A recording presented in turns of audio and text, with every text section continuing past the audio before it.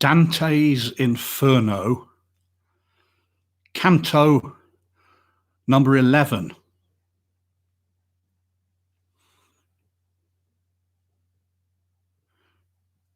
Where a great cliff fell sheer, its beetling brow ringed with huge jagged rocks, we reached the brink, o'erhanging the still ghastlier dens below. And here,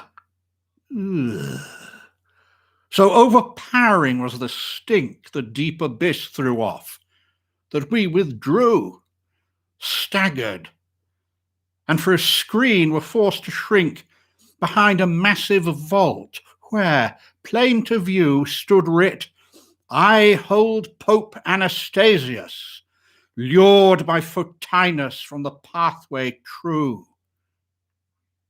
"We'll wait a while," the master said, "that thus our senses may grow used to this vile scent, and after that it will not trouble us." And I, "But let's not lose the time so spent. Think now what compensation thou canst find." "Surely," he answered, "such was my intent. See now, my son, 3 narrowing circles wind within these cliffs." Thus he took up the tale. "Each under each, like those we've left behind. Damned spirits fill them all. Thou canst not fail to know them at a glance, though if I state how and for what they're here pent up in jail. Of all malicious wrong that earns heaven's hate, the end is injury. All such ends are won either by force or fraud. Both perpetrate evil to others, but since man alone is capable of fraud, God hates that worst. The fraudulent lie lowest, then, and groan deepest. Of these 3 circles, all the first holds violent men. But as threefold may be their victims, in 3 rings they are dispersed: God, self, and neighbour.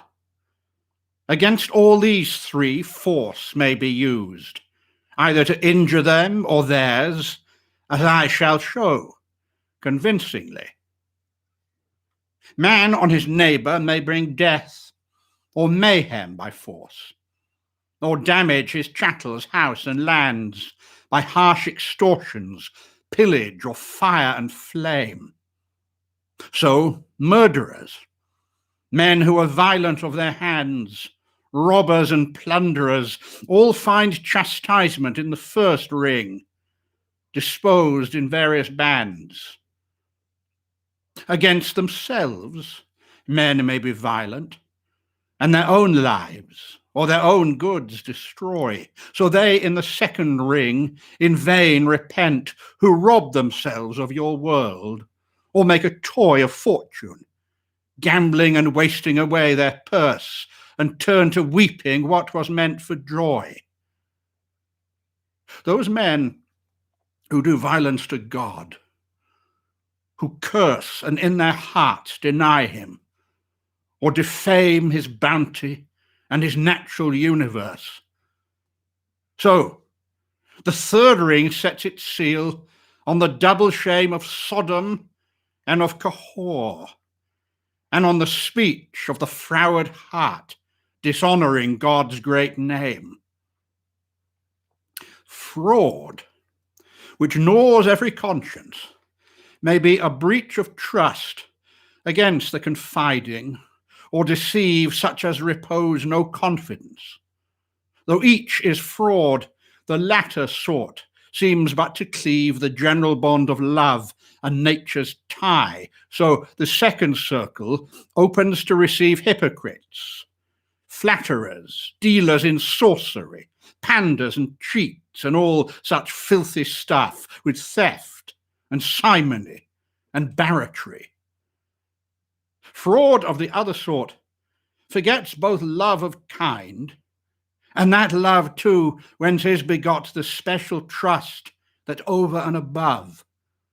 So in the smallest circle, that dark spot, core of the universe and throne of Dis, the traitors lie, and their worm dieth not.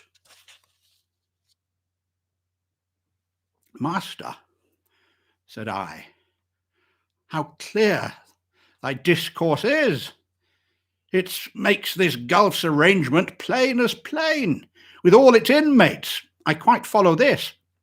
But tell me, all those others whom the rain beats, and the wind drives, and the sticky mire bogs, and those brawlers with their shrill campaign, why dwell not they in the city red with fire, if to God's wrath they too are fallen a prey? Or if not, wherefore is their plight so dire? What error has seduced thy reason, pray? Said he. Thou art not wont to be so dull. Or are thy wits wool-gathering miles away? Dost thou not mind the doctrine of thy school? Those pages where the ethics tell of 3 conditions contrary to heaven's will and rule: incontinence, vice, and brute bestiality, and how incontinence offends God less than the other 2, and is less blameworthy. If thou wilt think on what this teaching says, bearing in mind what sort of sinners dwell outside the city, and there endure distress, thou'lt see why they lie separate from these fell spirits within, and why God's hammer blow of doom smites them with weight less terrible. But follow me now. I think we should depart. Horizon high, the twinkling fishes swim, and the wains right over chorus. We must start onward and downward over the chasm's rim.